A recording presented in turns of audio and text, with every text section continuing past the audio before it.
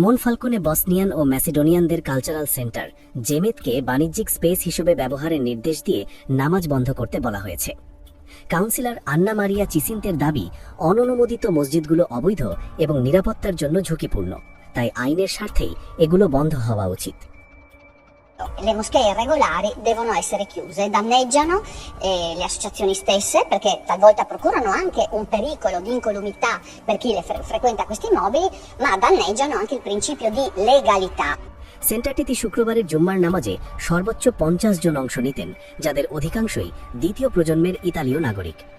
ত্রিয়েস্তের মুসলিম কমিউনিটির প্রেসিডেন্ট আকরাম উমর এই ঘটনাকে বাড়াবাড়ি উল্লেখ করে বলেন, বসনিয়ানরা সমাজে অত্যন্ত সুন্দরভাবে মিশে আছে। শুধুমাত্র কারিগরি বা টেকনিক্যাল ভুল ধরে এমন কঠোর পদক্ষেপ শহরে অসহিষ্ণুতা ও ঘৃণার পরিবেশ তৈরি করছে।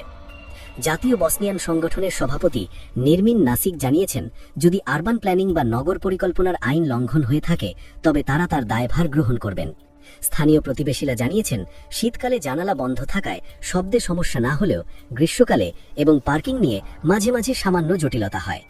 ভিয়া ভার্দি 48 বা ভিয়া ভার্দি 48 নম্বরে অবস্থিত এই স্থানটি মূলত একটি সাংস্কৃতিক কেন্দ্র হিসেবে নিবন্ধিত ছিল, মসজিদ হিসেবে নয়।